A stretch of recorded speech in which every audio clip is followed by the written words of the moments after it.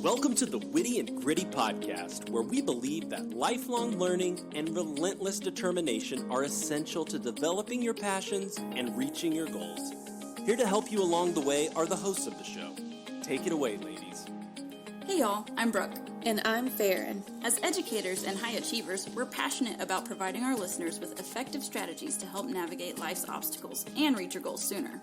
Join us as we break down credible research that gives you a fresh perspective and challenges your limiting beliefs. Laugh and grow as we share personal anecdotes and interviews from people that have demonstrated what it takes to be successful. By implementing these practices, you will develop your unique skill set and learn how to better serve your community. Get your mind right. And enjoy this time designed just for you. Episode 107 of Atomic Habits. Farron promised that it was going to be satisfying. Oh, so satisfying. And you're not wrong, Farron, because the fourth law is make it satisfying. That's what kids love. They love to use that word. And have you seen, I think it's called Bored Panda on social media, and it always has, the paintings done in quick whatever, or the paint pours where they pour a bunch of different paints and it runs over the canvas, or the spin art. Yeah. And then my students, when we use shaving cream to write, they like to squeeze it through their hands and they go, satisfying. It really freaks me out. Wow. They've heard it way too many times. Yeah, to each their own. Yeah.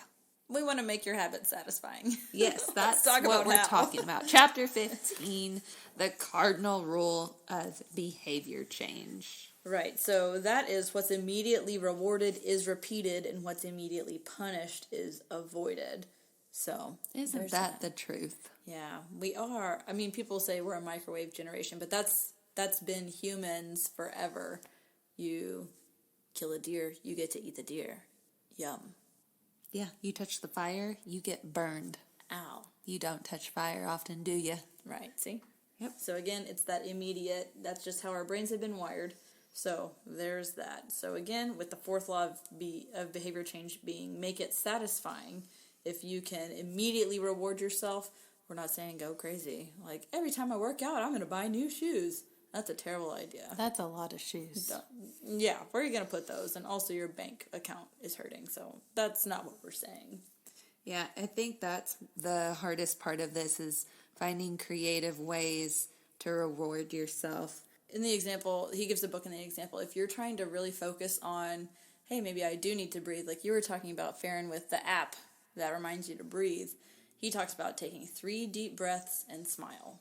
So if he was trying to break the bad habit of being angry and fuming and whatever, I'm going to take 3 deep breaths and smile. Because science says that when you're smiling, your brain doesn't know that it's fake or not. Same thing with laughing. Your brain doesn't know if it's fake or not.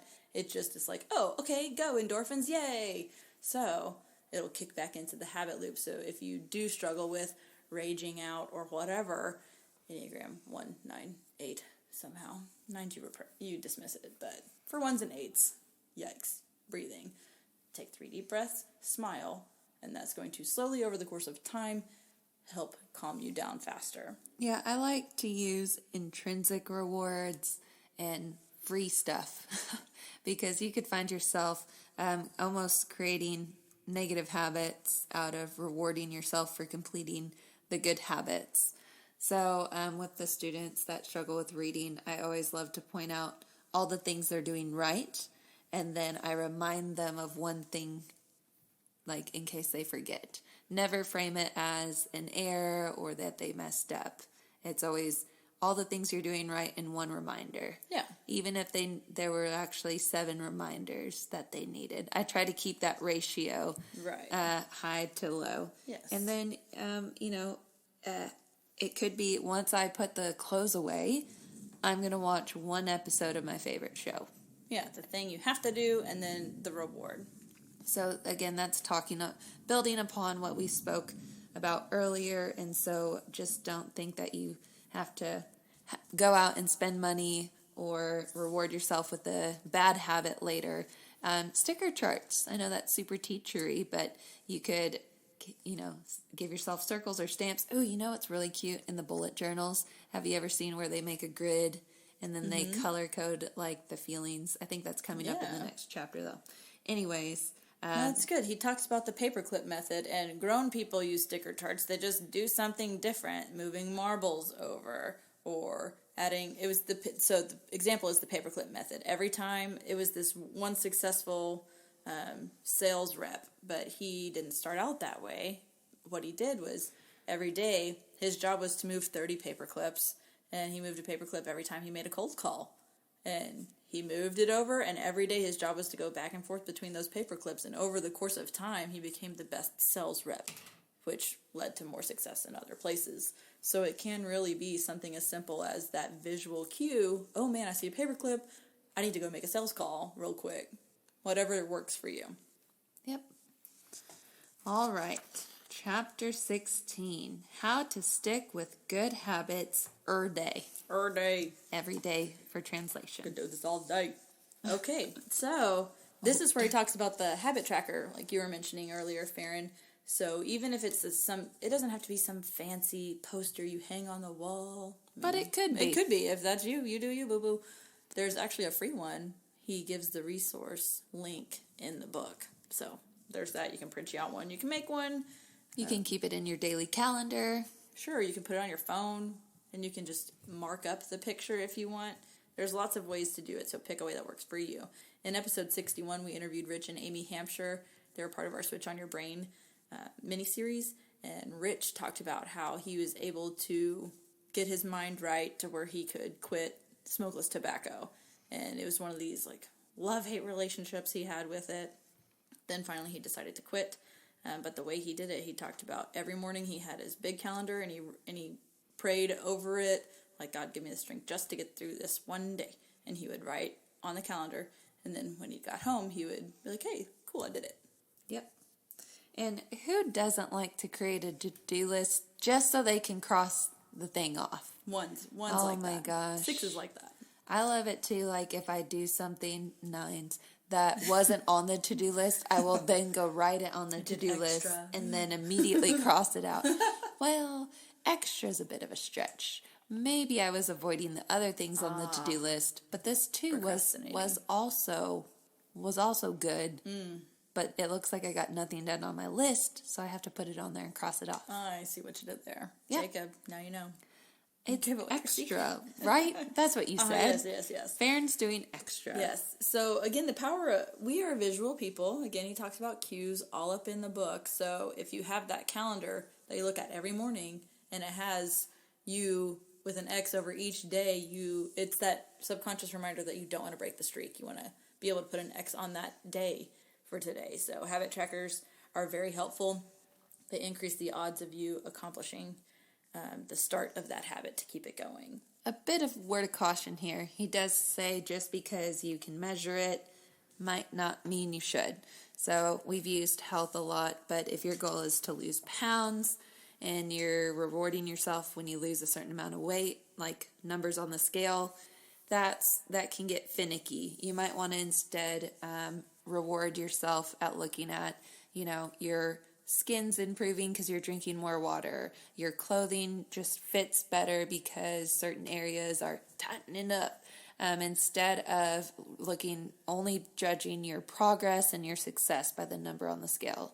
Because anyone that's been in that position, sometimes that number plateaus, but you could miss all the other great rewards you're getting from living a better, healthy lifestyle. So just word of caution, make sure you're setting yourself up for success and not disappointment. Remember the ice cube analogy. If you missed that, be sure to go check it out in the first episode of this mini-series. But just be careful what you're measuring and what you're choosing to check off each day. Now, Farron, we got to remember that we're humans. No. Yeah, and we do mess up sometimes. But the important thing to remember is get back on the bike. Don't miss twice. We had a saying in soccer when we were in college was no back-to-back losses. So yes, you might mess up, but man, that very next time you get to make that decision, vote the right way. Yep. And then that's a vote for the type of person you are, that you get back up. Mm-hmm. I'm a person who keeps trying. Yep. I don't let my mistakes define you. Yeah, that phrase. Oh, snap. Man, it's like I have half a brain and you have 1.5. I don't think that's how that works. I think we just finish each other's sandwiches. That's what I was going to say. Wow. Carry on. Chapter 17. How an accountability partner can change everything. Oh, man, that was a good segue. Look We're at talking us. about each other. Now it's We're about each other. I mean, it's episode 107. Hopefully we had at least one good segue, and here it is. And here we are ruining it. We're pointing and calling it. Just talking about the segue, ruin the segue. Ah, dang. Be cool. Oh, yes. All right. Fourth law of behavior change. So instead of making it satisfying, you want to make it unsatisfying. I can't even imagine such a thing. So I have an example. If you watch New Girl, Nick is trying to write and meet a deadline, and he has paid someone off of Craigslist to punch him in the face if by a certain time he hasn't written those pages, and it is very funny. We're not saying pay someone on Craigslist to punch you in the face. That's what Nick Miller does, and you're not Nick Miller, so don't do that. I had a friend once that was trying to be better about not overeating at restaurants. So she would eat half her food, till she was full, and then she would pour her water on her plate. Oh, wow, that is a way to do it. Yeah. That definitely makes it unsatisfying. That makes it very unsatisfying. Sometimes if I want chips, what I've found is I really just want to chew on something, so I'll get gum, which I don't know that that's the best alternative, but when you have that minty flavor, Cheetos and mint... It doesn't taste good together. No, it sure doesn't. And then even after you spit it out, it takes forever for that to go away, and so that's another way to make it unsatisfying. Same thing if you're craving some chocolate at the nighttime, go brush your teeth. Oh, yeah. You're not gonna want to do it, and your teeth are cleaner. Yay! It's a win-win. Yes, but accountability, we talk about it all the time. Community, a like-minded Christian community is one of the best things for you. Being in wise counsel, having someone not be afraid to be like, hey, are you doing the thing you said you'd do? And then calling you out on it. Yes, if you tell your friend, I need to be more financially smart, and so I am going to stop buying things, and I want you to hold me accountable. All of a sudden, when I'm like, look at my cute new purse, and Brooke's all like... Give me your new purse. Or you could say, oh, but I thought you were trying to save money. All of a sudden, buying a new purse and showing my friends is not as satisfying. Or I could be like, dang, Farron, that purse is so ugly, you should return it. Ouch. Hey, I really did buy, I'm upgrading. You bought... From a diaper bag. Oh, to backpack? Sort of thing. Nice. Yeah. I've been eyeballing it for about a year and a half, so I figure I must really want it. Okay. Watch out, Enneagram 9 gift guide coming fall 2021. It is perfect for it's year-round, but it looks the best in fall. Ooh. Maybe we'll unveil it here. Yeah, Maybe. sounds good. Maybe not. Ha ha. You'll just have to wait. Isn't that so unsatisfying? Delayed gratification. Yeah. See how you don't want to follow along with that? You need to make it immediate, right? Yes. He also talks about, probably we could have mentioned this a couple chapters ago. I don't know. At some point he talks about how if you're trying to be a more fit person and your reward is eating poorly, then those votes are in contrast to the person you want to be. So there's that. Like you were saying, Farron, when I eat a healthy meal or when I go work out, it makes me want to eat a little bit healthier so I don't undo what I just did. So whatever you got to do to think about that. And I think it takes the right type of person for this. Mm-hmm. But you could have an accountability partner that, is calling you out or it's, how does he say it? He says that costs you... It makes the cost of violating your promises public and painful. That's right. So some people can recover from that. It's painful, but eventually they get over it. And then some people never do. And one's still thinking about it at 3 a.m. Yes. 10 years later. Yes. So I don't know that calling people out in public, it won't work for me. There's a time and a place. There's a time and a place and a person and an instance for that. Because even if the Enneagram 8's like, I don't care if you call me out, but not about that one thing. Or in front of a specific person. Or right? my boss. Enneagram 3's in front of this circle. Yes. Yeah. So again, that's why you have that group of people who can deliver the message in the way that it needs to be for your personality. And you also don't do this thinking this is what your friend wants. Right. You don't volunteer somebody for this type of accountability. This is, you are asking someone to do this for you, not volunteering other people to do that. Oh, wow. Farron, those are the 4 laws of creating good habits. Please go get the book. It has this chart, a printable, downloadable, and it gives you the exact web address from the book where you can go on the internet to get a chart. And it has the steps on how to build a good habit and how to break a bad habit. And I like how it breaks it down in outline form. So if you like that, 1s and 6s, that might be the thing for you. Remember, the first law was make it obvious. The second law, make it attractive. The third law, make it easy. The fourth law, make it satisfying. And then the inversions of the first law is to make it invisible. The inversion of the second law is make it unattractive.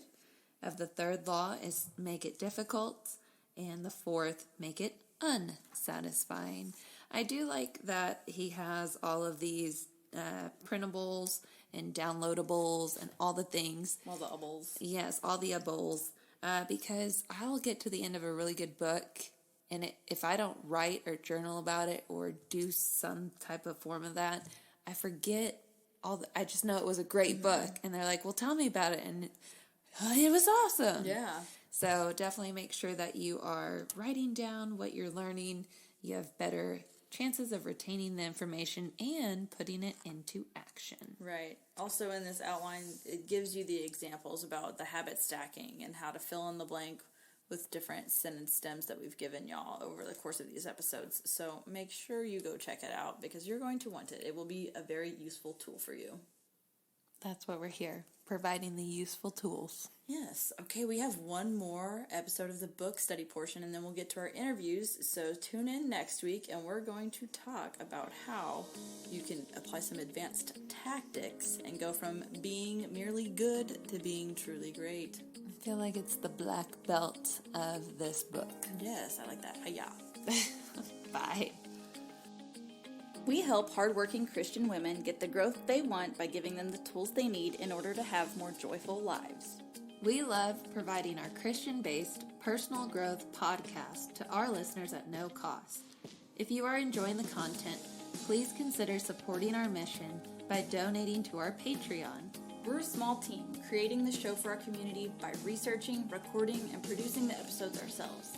Any amount is greatly appreciated. Your support will help offset the cost of making and hosting the show. As a thank you, you can receive exclusive access. For more details on specific membership tiers, visit our Patreon page. Go to patreon.com/witty and gritty. We've included the link in the show notes.